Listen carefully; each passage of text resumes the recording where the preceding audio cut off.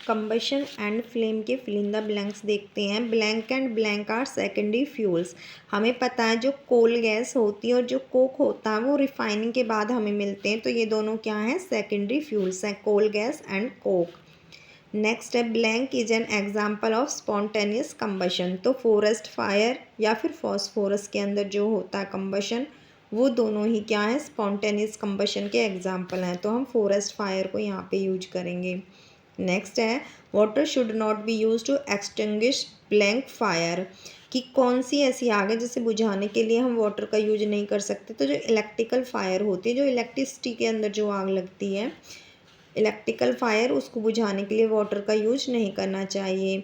Blank coloured flame is non luminous in nature. हमें पता है कि जो आउटर मोस्ट पार्ट होता है फ्लेम का, वो नॉन ल्यूमिनस पार्ट होता है, ब्लू कलर का होता है, और ये हॉटेस्ट पार्ट होता है।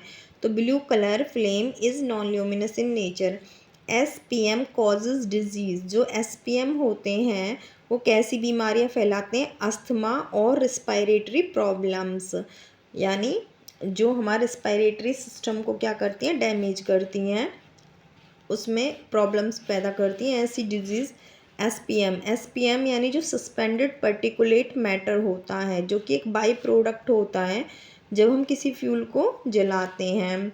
क्या होता है, SPM suspended particulate matter. Next है एक combustible substance starts burning at blank temperature.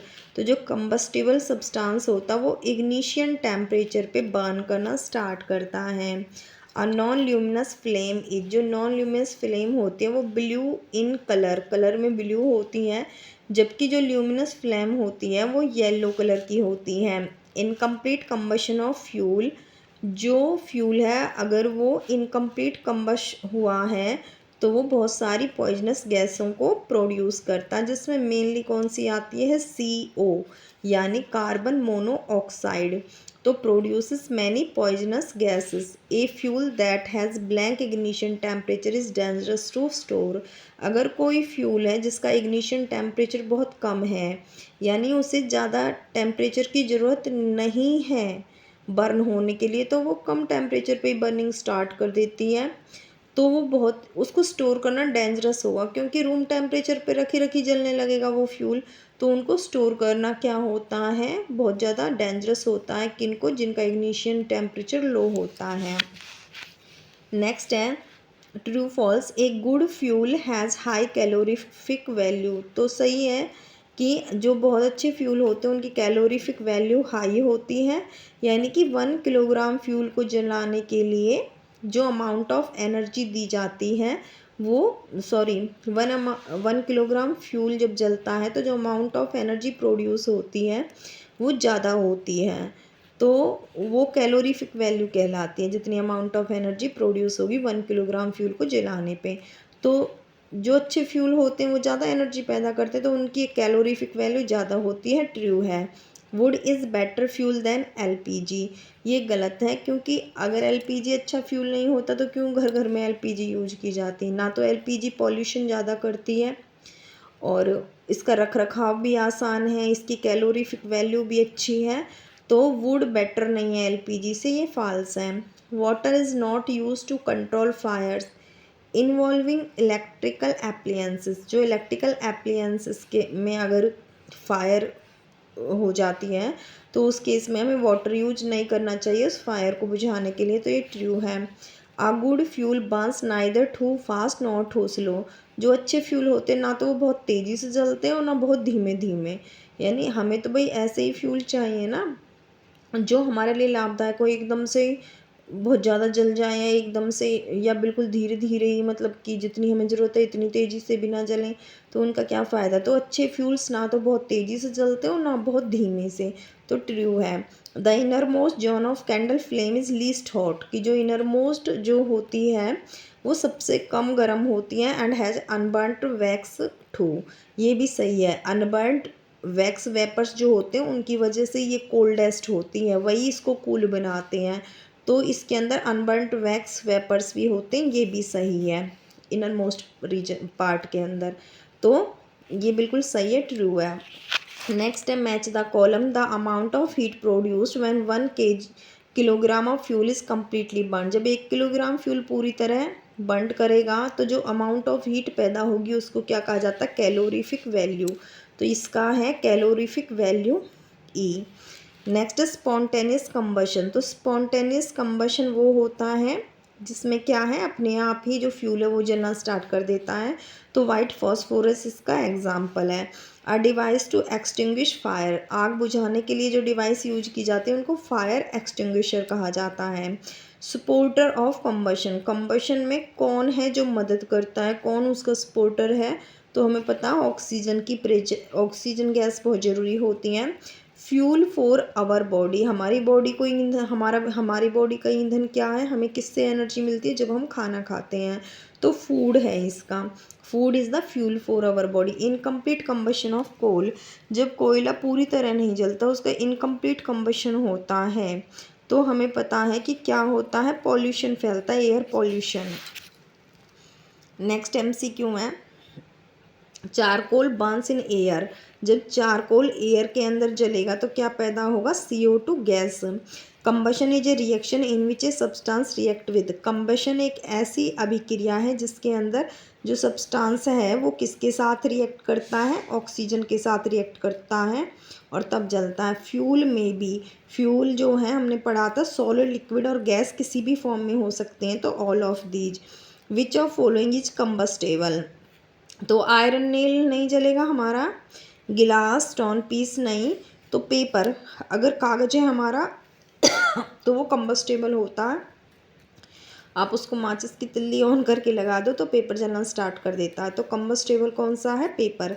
The lowest temperature at which a substance catches fire is called, वह कम से कम टेम्परेचर जिस पे कोई सब्सटेंस जलना शुरू कर देता है यानी आग पकड़ लेता है उसको, उसका क्या कहा जाता है, ignition temperature. Essential requirement for producing fire are, अगर हमें फायर जो है वो प्रोड्यूस करनी है तो हमारे पास फ्यूल भी होना चाहिए, एयर होनी चाहिए जिसमें से वो ऑक्सीजन यूज करेगा जलने के लिए, और कहीं से उसे इग्निशन टेम्परेचर देने के लिए हमें हीट की भी ज़रूरत है।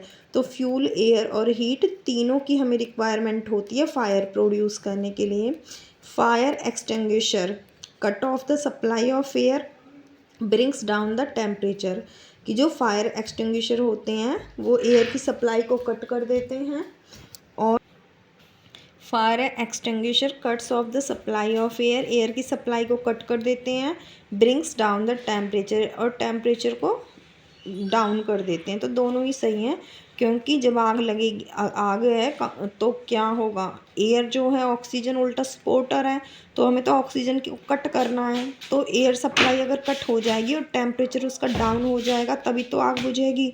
तो फायर एक्सटिंग्विशर ये दोनों वर्क करते हैं, both A and B. Next है explosion is an evolution of, तो जो एक्सप्लोजन होता है उसमें क्या इवॉल्व होती हैं, क्या चीज़ें शामिल होती हैं, हीट, लाइट एंड साउंड। तो एक्सप्लोजन जब हम क्रैकर्स को जलाते हैं लाइट भी निकलती है, हीट भी पैदा होती है और आवाज़ भी होती है, साउंड, भटाक की आवाज़ आती है और वो उड़ जाते हैं, है ना। तो all of these. Next substances which vaporise during burning give, कि ऐसे सब्सटेंसेस जो वेपराइज हो जाते हैं बर्निंग के दौरान वो क्या पैदा करते हैं, फ्लेम, जिसका कैंडल एक बहुत बढ़िया एग्जाम्पल है। Which is the hottest part in flame of candle, candle का हॉटेस्ट पार्ट कौन सा होता है, जो आउटर मोस्ट रीजन होता है, आउटर मोस्ट जॉन, और जिसका कलर क्या होता है, ब्लू, तो ब्लू हॉटेस्ट पार्ट होता है। इनर मोस्ट जॉन इज, जो सबसे अंदर वाला होता है वो ब्लैक कलर का होता है और लीस्ट हॉट पार्ट होता है।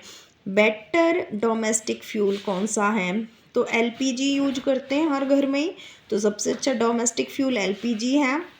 Use of blank in vehicle reduce pollution, pollution को कम करने के लिए व्हीकल्स में हम क्या यूज कर रहे हैं आजकल, CNG, compress natural gas. The most common fire extinguisher is, देखिए यहाँ पे मोस्ट कॉमन फायर एक्सटिंग्विशर ना वाटर है, क्योंकि ना हर जगह पे, अब ये तो है नहीं CO2 लेकर के ही हर कोई घूम रहा है, आग तो कभी भी कहीं भी लग जाती है। तो जैसे ही आग लगती है ना तो हम पानी बुझाते हैं। यहाँ तक कि घरों में चूल्हे पे जो रोटियां बनाती हैं गाँवों में औरतें, चूल्हे में भी लकड़ी में बाहर तक बहुत ज़्यादा आग आ जाती है तो उसमें पानी के छींटे मारे जाते हैं, या कहीं भी आग लगती है सबसे पहले आम आदमी ना पानी लेकर के ही भागता है। तो मोस्ट कॉमन जो फायर एक्सटिंग्विशर है उसके रूप में वाटर यूज किया जाता है। आइडियल फ्यूल की जो कैलोरीफिक वैल्यू होती है वो हाई होती है। Calorific value is measured in, calorific value क्या होती है, जितने किलो एनर्जी क्या है 1 किलोग्राम को जलाने में, फ्यूल को जलाने में पैदा हुई है, तो किलो जूल में एनर्जी पैदा हुई है और कितना जलाने में, किलोग्राम है ना, तो किलो जूल पर किलोग्राम। कैलोरीफिक वैल्यू को हम किलो जूल पर किलोग्राम में मापते हैं। अनबर्न्ड कार्बन पार्टिकल्स कॉजेज, जो अनबर्न्ड कार्बन पार्टिकल्स होते हैं ना, या जो पूरी तरह जले नहीं होते कार्बन पार्टिकल्स, वो क्या पैदा करते हैं, respiratory problems.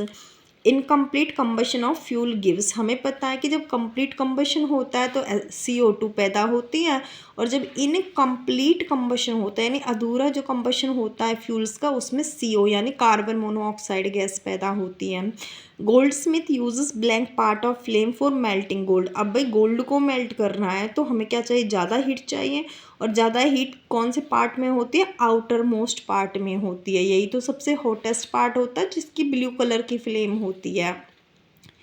Element showing spontaneous combustion, spontaneous combustion हमने पढ़ा था एक तो फॉरेस्ट फायर में और एक फॉस्फोरस के अंदर, तो यहाँ पे फॉस्फोरस ही है इसके अंदर, तो phosphorus is the right option. अब हम तो सिर्फ एलिमेंट की बात कर रहे हैं ना, तो एलिमेंट के अंदर तो फास्फोरस आएगा, तो फॉस्फोरस क्या है, स्पॉन्टेनियस कम्बशन का एग्जाम्पल है।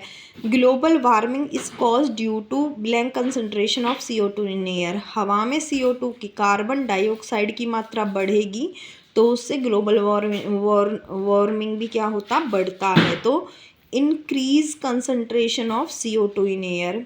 Acid rain is caused by oxide of, हमें पता है सल्फर के और नाइट्रोजन के जो ऑक्साइड होते हैं वो एसिड रेन का कारण बनते हैं, क्योंकि सल्फ्यूरिक एसिड और नाइट्रिक एसिड बना लेते हैं। सल्फर के ऑक्साइड सल्फ्यूरिक एसिड और नाइट्रोजन के ऑक्साइड नाइट्रिक एसिड बना लेते हैं, जो एसिड रेन का कॉज बनते हैं। उसके बाद है विच इज सॉलिड फ्यूल, तो पेट्रोल डीजल ये दोनों तो क्या हैं, हमें पता है लिक्विड के अंदर आते हैं।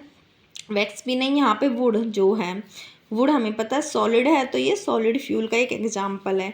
इन the sun heat and light produce by, अब सूरज के अंदर हमें पता है कि जो हाइड्रोजन होती है वो पड़ी होती है, और हाइड्रोजन के जो एटम्स होते हैं वो क्या करते हैं, सन के अंदर वो न्यूक्लियर रिएक्शन, न्यूक्लियर फ्यूजन करते हैं, तो फ्यूजन के दौरान वो हीलियम में चेंज होते हैं, और उसके बाद जब वो हीलियम में चेंज होते हैं फ्यूजन के दौरान, तो ग्रेट अमाउंट ऑफ एनर्जी क्या है, रिलीज होती है हीट और लाइट की फॉर्म में। तो उसके अंदर जो फ्यूजन की प्रोसेस है वो कौन सी रिएक्शन है, न्यूक्लियर रिएक्शन है। कौन सी रिएक्शन है, न्यूक्लियर रिएक्शन। तो ये हीट और एनर्जी किसकी वजह से पैदा होती है, न्यूक्लियर रिएक्शन की वजह से। CO2 is stored as a liquid in cylinder at, अब CO2 एक गैस है और हमें सिलेंडर में वो लिक्विड की फॉर्म में स्टोर करनी है, तो जब किसी गैस को लिक्विड की फॉर्म में स्टोर किया जाता है ना, तो उसको बहुत ज़्यादा प्रेशर करके जब सिलेंडर के अंदर स्टोर किया जाता है, तो यही है कि जब हम ज़्यादा टेम्परेचर नहीं, ज़्यादा प्रेशर देंगे, प्रेशराइज उसको बहुत ज़्यादा प्रेशर किया जाता है और सिलेंडर में भरा जाता है लिक्विड की फॉर्म में, तो हाई प्रेशर है। और वैसे भी आपने घरों में जो हमारी LPG गैस होती है उसको भी देखा है कि उसमें बहुत प्रेशर होता है, जैसे ही हम ऊपर से क्या करते हैं, हम उसका जो होती है पिन को हटाते हैं तो एकदम से ना बहुत ज़्यादा प्रेशर से हवा बाहर निकलती है गैस। तो वही है कि जितनी भी गैसेस होती हैं अगर हम उन्हें लिक्विड फॉर्म में किसी सिलेंडर में भरते हैं तो हमें हाई प्रेशर देना पड़ता है।